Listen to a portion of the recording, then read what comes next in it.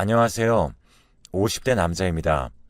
제가 매번 챙겨 듣던 곳에 사연을 보내게 되어 신기하면서도 씁쓸한 기분이 들고 있네요. 제 이야기는 정말 기막힌 이야기입니다.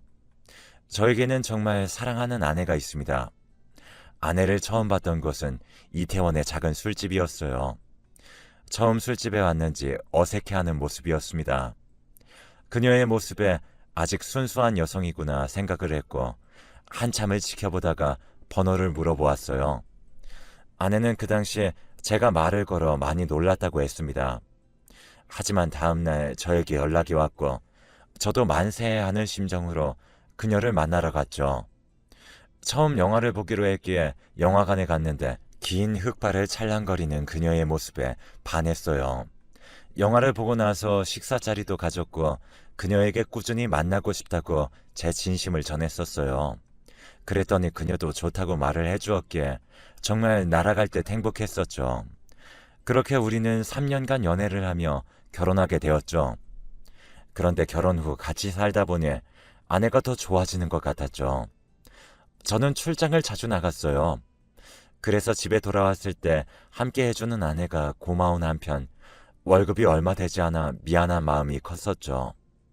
그런데 아내는 괜찮으니 그런 생각하지 말라고 저한테 그러더라고요. 정말 속이 깊은 사람이구나 생각하며 그녀가 점점 좋아졌습니다. 그런데 결혼 6개월 만에 졸음운전 차량과의 교통사고로 장기 입원을 해야 했어요.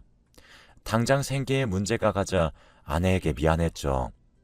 그런데 저에게 생계 걱정은 하지 말라고 저를 위로해 주더라고요. 그러더니 저에게 자기가 일을 좀 해야 할 것 같아서 밤에는 시간이 안 날 것 같다고 말하더라고요. 전 무슨 일이냐고 물었는데 예전에 결혼 전에 가졌던 일이래요.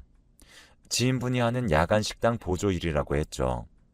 그래서 나 때문에 고생한다 그렇게 말했더니 몸이나 잘 회복하라더군요.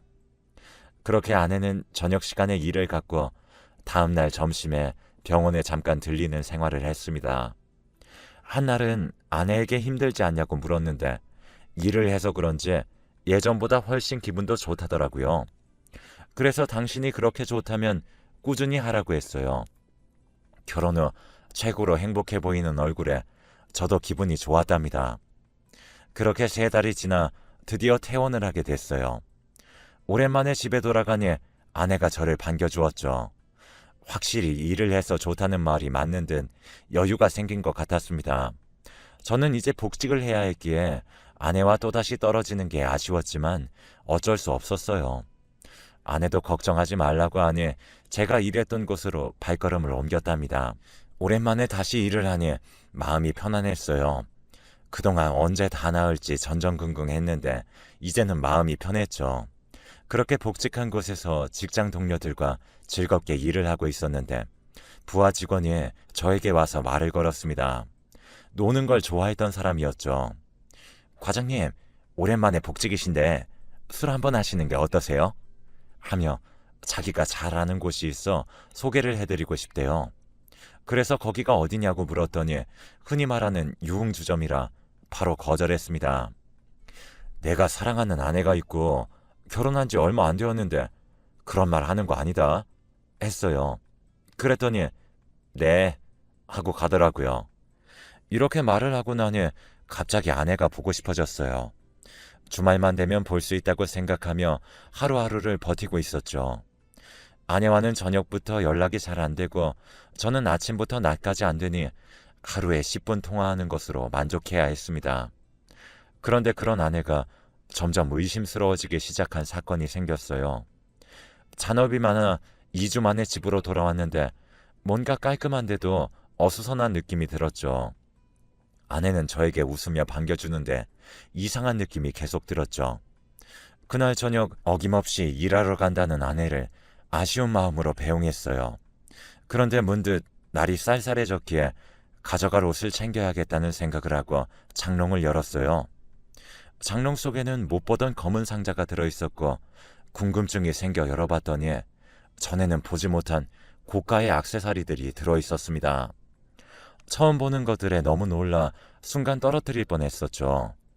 하나면 몰라도 여러 개를 가지고 있다는 게 정말 놀라웠거든요.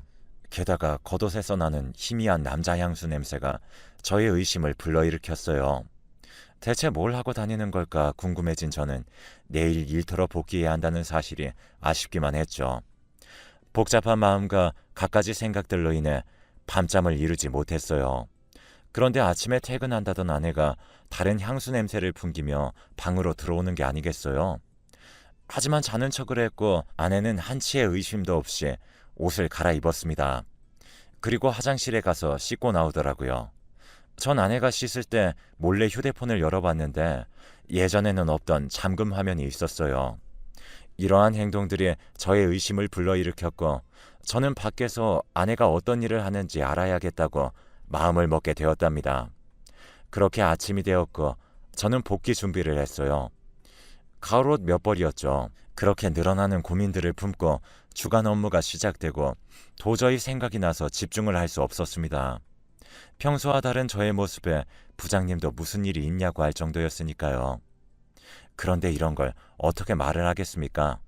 점심밥도 대충 먹고 휴게실에 들어가는데 그때 그 부하 직원이 다른 직원들에게 뭔가 보여주며 괜찮은 곳이라고 했어요. 그런데 그걸 본 직원이 저의 눈치를 보며 살포시 다가와 한번 보시라고 말했어요. 저는 내가 봐야 해? 하고 폰을 받았는데 그 속엔 아내의 사진이 들어있는 게 아니겠습니까? 순간 열받아서 부하 직원한테 스토커냐고 했더니 자기가 가는 유흥주점 마담이라고 말을 했습니다. 그 말에 머리가 멍해지는 기분이 들었죠. 부하 직원은 이런 저를 눈치 못 채고 신이 나서 말을 계속하더라고요. 옆에 있던 다른 직원이 눈치를 채고 조용히 시켰어요. 저는 그곳이 어디냐고 물어봤고 부하 직원이 말해준 곳을 휴대폰에 기록해 두었습니다. 사랑하는 아내가 일하는 곳은 유흥주점이라는 사실이 정말 충격적이었어요. 처음에는 생활고로 인해 힘들어서 시작한 게 아닐까 하며 혼자 생각했지만 예전부터 하던 일이라고 했던 게 머릿속에서 미처 떠나지 못했습니다. 직접 확인을 해봐야겠다는 생각이 들었어요. 그래서 계획을 차분히 세우기 시작했죠. 대번에 들이닥치면 아내가 과연 인정을 할까 싶었네요. 증거부터 먼저 확보를 해야겠다는 생각이 들어 주말을 노리기로 했어요. 주말과 함께 월요일부터 수요일까지 그동안 못 쓴 연차를 신청하고 집으로 향했습니다. 평소와 같이 아내가 나왔죠. 저는 아내가 출근을 위해 씻을 때를 노렸고 아내의 폰을 드디어 잡을 수 있었어요. 그런데 잠금이 문제였고 아내의 생일부터 흔히 쓰는 비번들을 다 눌렀지만 열리지 않았어요. 근데 문득 연락을 많이 하면 여러 자리는 불편해하지 않을까 하는 생각에 0을 4번 누르게 되었죠. 그러자 잠금이 해제되면서 안이 보였습니다. 처음으로 들어가 본 건 카톡이었습니다. 그 안은 김 사장, 윤 사장, 박 사장 등의 이름으로 무수히 많은 카톡방들이 존재해 있었어요. 저는 어떤 대화를 나눴나 싶어 들어갔다가 충격을 받게 되었습니다. 그 속에는 아내와 함께 달달한 톡을 하던 남자들이 한가득이었죠. 그리고 이어진 메시지함에서도 비슷한 상황이 벌어졌어요. 언제나 저만 바라볼 것 같고 순수하게 느꼈던 아내의 뒷모습에 소름이 돋았습니다. 이것들이 있다는 사실을 알았으니 오늘 밤 계획을 진행해야겠다고 마음먹은 후 휴대폰을 제자리에 뒀어요. 그리고 그날 아내는 여느 때와 같이 출근을 한다며 밖으로 나갔죠. 저는 출근하는 아내의 뒤를 조심스럽게 따라가며 바라봤어요. 아내를 따라간 곳은 집에서 한참 가야 하는 한적한 동네였습니다. 그리고 두리번거리더니 한 주점으로 들어갔죠. 아직 영업시간이 아닌지 간판에는 불이 들어오지 않았고 이런 사실들을 직접 확인하고 나서야 주점에 다닌다는 사실을 확신하게 되었답니다. 앞으로 어떻게 해야 할지 막막한 기분을 느끼며 집으로 겨우 돌아왔어요. 그런데 정말 잠이 안 오며 자꾸 머릿속으로 이상한 생각을 하게 되었죠. 그 많은 남자들의 번호와 연락, 그리고 주점에 출퇴근하고 있는 아내, 이 모든 정황이 들어맞자 일단 아내의 귀가를 기다렸어요. 그렇게 새벽이 되어서야 집으로 돌아온 아내가 잠이 들었을 때 그녀의 핸드폰을 들고 거실로 조심스럽게 나왔어요. 그리고는 제 폰으로 그 연락처들과 대화 내용을 옮기기 시작했죠. 그렇게 작업이 끝나자 아침 먹을 시간이 되었고 조심스럽게 핸드폰을 가져다 놓은 후 아내를 깨웠어요. 아내는 조금 더 자고 싶다고 이불 속에서 나오지 않았고 저도 긴 말하지 않고 알겠다고 했어요. 홀로 아침상을 차려 챙겨 먹은 후 볶기 준비를 했죠. 물론 연차를 사용했기에 볶기는 하지 않지만 아내를 속이기 위해서는 이 방법밖에 없다고 생각을 했거든요. 아내는 제가 복귀해야 한다고 짐을 챙기자 묘하게 반기는 얼굴을 하더라고요. 괜히 기분이 나빴지만 이렇게 일찍 가서 미안해하였고 그렇게 집을 나선 저는 차로 가서 아파트를 지켜보았어요. 제 차는 알 거라 생각했기에 저 멀리 주차를 한 후 밴을 렌트해 아파트 단지에 주차를 했거든요. 한두 시간 정도 지나고 나니 아내가 딱 달라붙는 원피스를 입고 나오는 모습이 제 눈에 들어왔어요. 그리고 아파트 단지를 빠져나가려고 하길래 저도 차 시동을 건 후 조심히 따라갔죠. 아내는 택시를 타고 어디론가 갔어요. 그렇게 아내를 따라가자 익숙한 장소들이 눈에 들어왔습니다. 이곳은 바로 아내와 연애 시절 함께 데이트를 했던 곳으로 인적이 드물었기에 사람 눈을 피해 만나기 정말 좋았던 곳이었고 저는 아내에 대한 배신감이 정말 심하게 느껴졌어요. 멀리서 아내가 누구를 만나는지 지켜보는데 익숙한 얼굴을 가진 남자였기에 충격이었죠.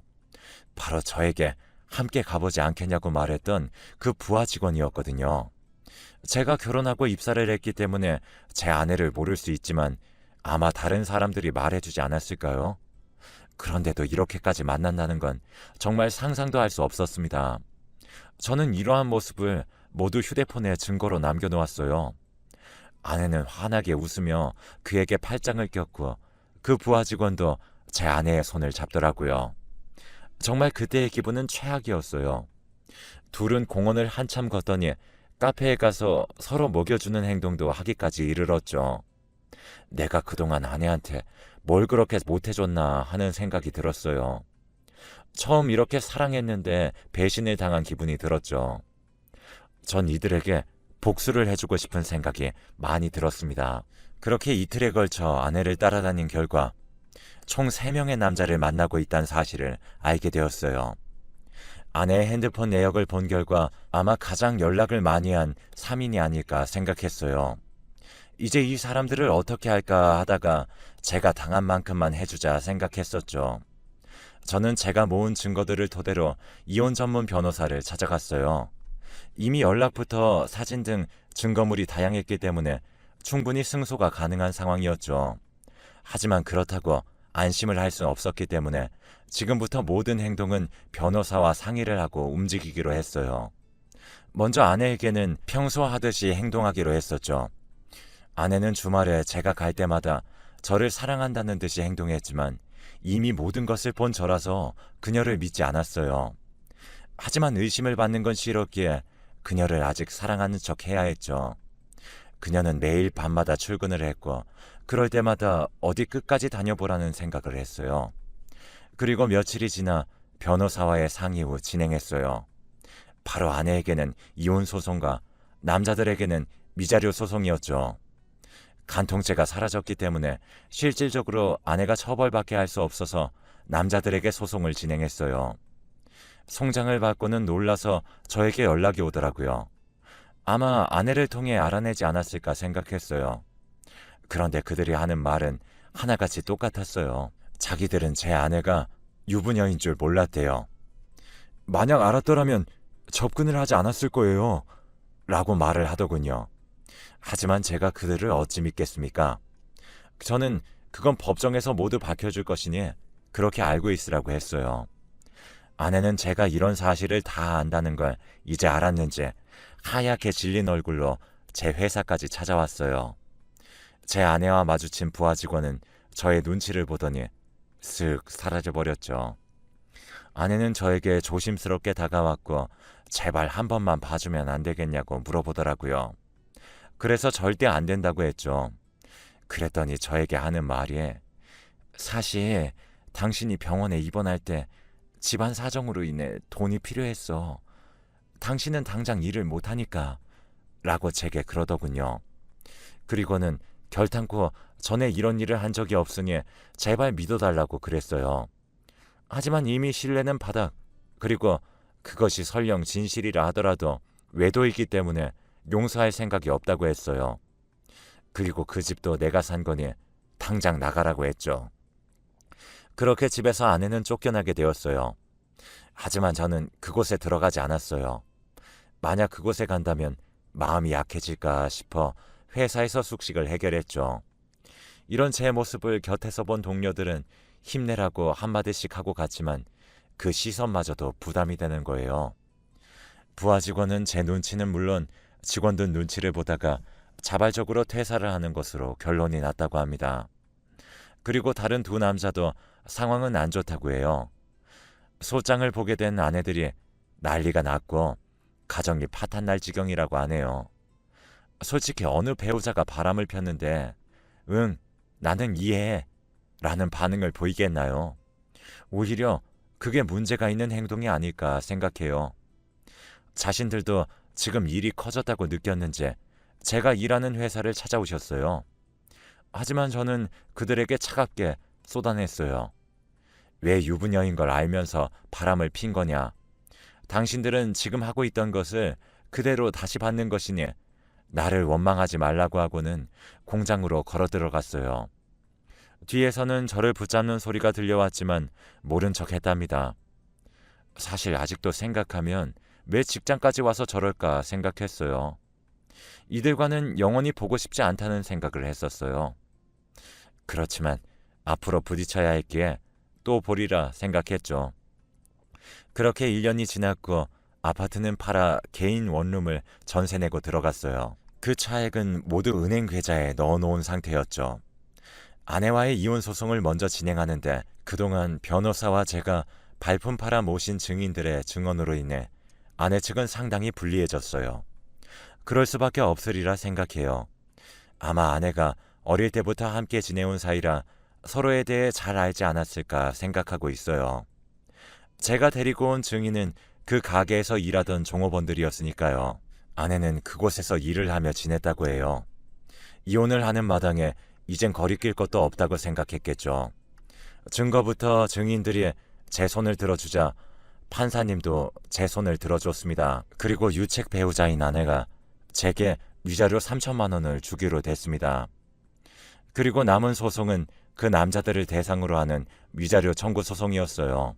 내가 당신들 때문에 이렇게 힘들었고 가정이 파탄났으니 너희도 위자료를 달라라는 소송이었죠. 물론 그들은 하나같이 그 사람이 유부녀임을 몰랐다고 법정에서 말을 했지만 종업원들의 증언으로 인해 그들의 주장은 거짓임이 밝혀졌습니다. 그렇게 각자 2천만 원씩 저에게 위자료를 지급하는 것으로 소송이 끝났어요. 하지만 그들도 가족이 있었기 때문에 그들끼리의 이혼 소송은 아직 남았다고 생각해요. 멀쩡한 가정을 이뤄놓고도 타인에게 눈을 돌리는 그 모습을 보니 정말 속이 안 좋아졌어요. 솔직히 바람이나 불륜은 저와 거리가 멀다 생각했습니다. 하지만 이번 일을 겪으면서 아니구나 생각했죠. 게다가 아내는 일반적인 바람이 아니라 주점에서 근무를 하며 다른 사람들을 만나기도 했기에 영원히 그 꼬리표는 따라다니지 않을까 생각했어요. 모든 소송이 끝나더니 이젠 전 아내가 된 그녀가 저를 노려보며 내 인생 이렇게 망쳐놓으니 기분이 좋아? 라고 묻더라고요. 그래서 저는 아니라고 말해줬어요. 누가 다른 사람 인생 망치는 걸 좋아하겠어요. 다만 나는 정말 당신을 사랑했기에 이런 사실을 알았을 때 배신감이 들었어. 라고 말하며 두 번 다시 보지 말자고 했어요. 그러고는 정말 본 적도 소문을 들어본 적도 없었죠. 남자들은 들리는 이야기론 아내들에게 이혼을 당했다는 말들이 들렸어요. 부하 직원은 그래도 퇴직으로 끝난 걸 정말 다행으로 여겨야 할 텐데요. 이제 30대 중반이 된 저였으나 새로운 사람을 만나는 것이 매우 두려웠어요. 그래서 여자들에게 거리를 두고 지냈는데 이런 저에게 다가오는 한 사람이 있었습니다. 바로 지금 와이프인 지연이었죠. 이 사람은 우리 회사에 입사한 어린 여자였어요. 저는 그 당시 상처가 컸기 때문에 거들떠 보지도 않았는데 그런 모습이 좋았다고 하더라고요. 아직도 그게 뭐가 좋은가 싶긴 해요. 그녀의 고백을 계속 거절하던 중 고백데이라고 불리던 날에 그녀가 고백을 했고 저는 결국 승낙했죠. 그렇게 1년의 연애 기간이 지나 저는 재혼을 하게 되었답니다. 처음에는 그녀를 믿지 않았어요. 하지만 시간이 지날수록 보이는 그녀의 진심에 마음을 열고 다가가자 걷잡을 수 없이 감정이 살아나기 시작했죠. 그녀는 이전에 제게 어떤 일이 있었는지 동료들에게 들은 것 같았지만 말을 꺼내지 않고 있어요. 오로지 제 기분이 좋아지길 바라며 밝고 활기차게 생활하고 있답니다. 그런 모습이 정말 귀여웠어요. 나에게 고백을 해주고 행복한 가정을 꾸리게 해준 아내에게 고마워서 결혼 기념일에 고급 레스토랑에 예약해 가게 되었습니다. 생각하지 못했던 서프라이즈에 아내는 감동받은 듯 하였습니다. 식사를 하고 있던 도중 맞은편 테이블에 전 와이프가 앉아 있었습니다. 저는 깜짝 놀랐지만 생각하지 못했던 장소에서 보게 된 거에 대한 놀라움 뿐이었지 별다른 감정은 없었어요. 변하지 않는 모습에 한심함만 느껴졌죠. 여전히 남자를 사귀며 살고 있는지 그녀의 맞은편에는 젊은 남자가 앉아 있더군요. 그녀의 모습을 보고 제 맞은편에 앉아 있는 아내의 모습을 보자 저는 정말 행복한 사람이라는 걸 다시 한번 느꼈습니다. 그리고 지금 아내에게 더욱 고마워졌고요. 이렇게 저도 변화하고 있다는 생각이 들기 시작했고 지금은 슬아의 아들과 딸을 하나씩 낳아 현재 아내와 행복한 시간들을 보내고 있어요. 이제 고등학교, 중학교에 올라가는 아이들이 건강하면 좋겠다는 말과 함께 아내에게도 한마디 하고 싶었어요. 이런 상처 많은 나를 선택해줘서 정말 고맙다고 생각해. 앞으로도 우리 영원히 사랑하며 행복하자. 그리고 불륜을 저지른 그들은 꼭 합당한 처벌을 받으면 좋겠어요. 제 이야기는 여기까지입니다.